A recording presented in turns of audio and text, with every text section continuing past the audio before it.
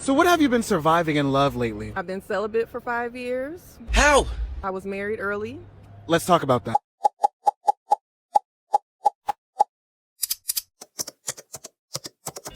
Hey, I'm Asha Cerise, a life coach, creative, and truth teller who helps people heal from heartbreak and find their way back to themselves. But before all that, let me tell you, at 16, I got myself involved in something I had no business being involved in. What started as young love turned into a roller coaster of grooming, gaslighting, and emotional chaos. I'm not trying to judge you. I was 16.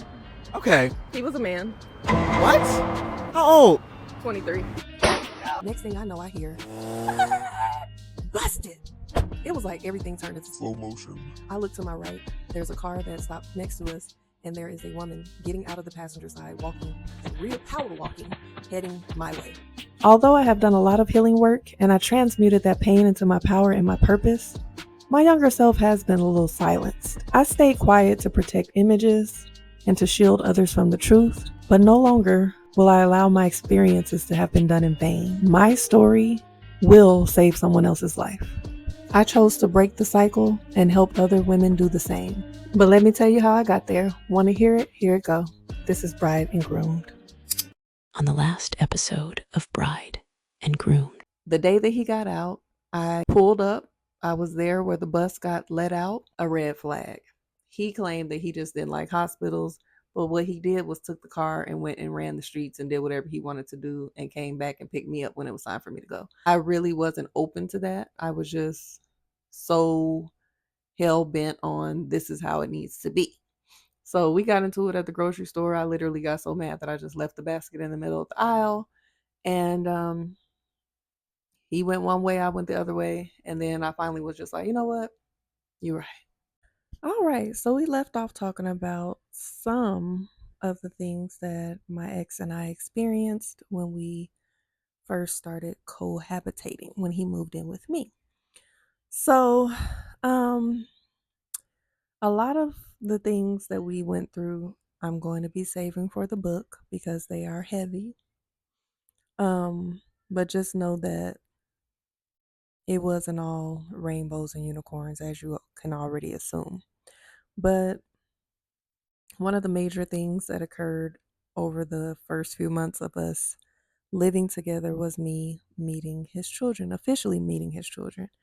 If you go back to one of the old episodes, I talked about how I first met his twins. It wasn't really official. It was official, but it wasn't official. But some of the ways that I met his children, so his oldest child I've never met. From the interview, I told you all that one of his children lived out of state. So I've never met her in person. His second oldest, we were actually at, I guess I won't give the name of the place, but we were somewhere um, out and about, and his daughter's uncle recognized him, called his name, and he got the information to connect with his daughter's mom because they had lost touch since he had been in prison. So after that, they scheduled a time for them to meet.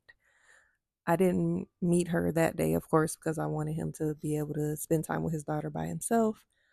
But she did end up coming with us maybe a couple of weeks later, or a week or so later, to spend some time.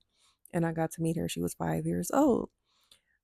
His other daughter, because some of their ages do overlap, his third daughter, I ended up meeting her for the first time at her 5th birthday party, which we took her sister to. Prior to that, he had got back in touch with her mother. I believe I don't know if he pulled up on her, like he remembered where she lived, because he had lost touch with a lot of people. But I remember he had went over there and left me in the car. And I was out there for a while. And I was just sitting in the car minding my business, doing something on my phone, who knows, talking on the phone or whatever. and his daughter's mom came out, and I looked up and she was like, "Are you Asha?" I was like, "Yeah." She was like, "Come in." She was like, "He told me you were out here." And I'm like, "Why didn't you invite her in?" So she was always so sweet to me. We still cool to this day. So that was how I met um two of his daughters. His sons, I believe I met them again.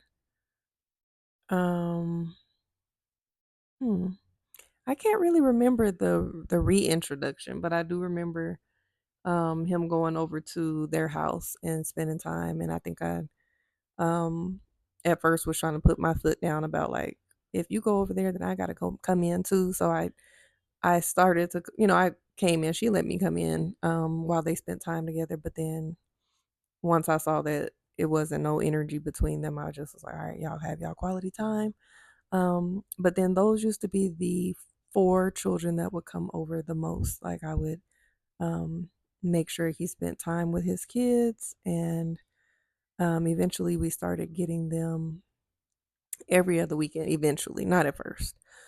Um one of his daughters, which the sixth child, um me and her mother have never got along. If you go back to the old episode, she was the one who caught him with me in her car before I realized that he was still fooling with her like that. When he got out, or when he went in, they were together. They had got back together. And then they broke up while he was locked up, and then he and I got back together. So she was not very fond of me at all. At all. Of course, if you go back to the previous episodes, you know that I was a teenage girl calling her phone, or yeah, getting into it with her while she was a grown woman. And she was a young lady. I think she's a few months older than him. But she, I won't get into what her occupation was, but um, let's just say she worked with the youth. So it was kind of awkward I'm sure, for her.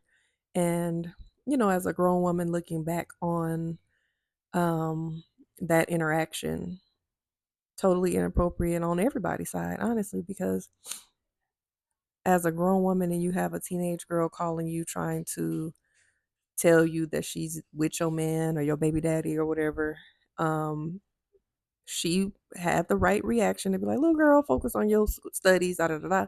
But then also, I personally, you know, that would be it for me for that man at that point. Like, that's what you like? But that's not what happened, but it's okay.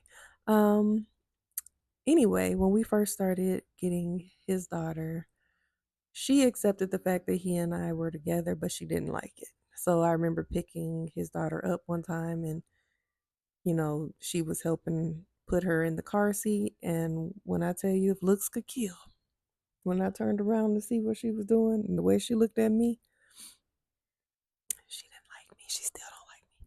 But we used to get her every now and then until number 8 ended up happening shortly after that. And then, of course, a woman knows that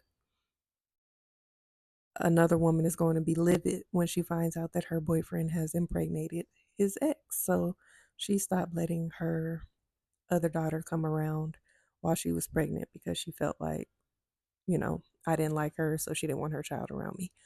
Um, I feel like I might have told this part of the story before, but I'm just recapping how I met all the kids. So, I'm not sure if I shared this part, but I actually had a dream that my ex got his baby mama pregnant.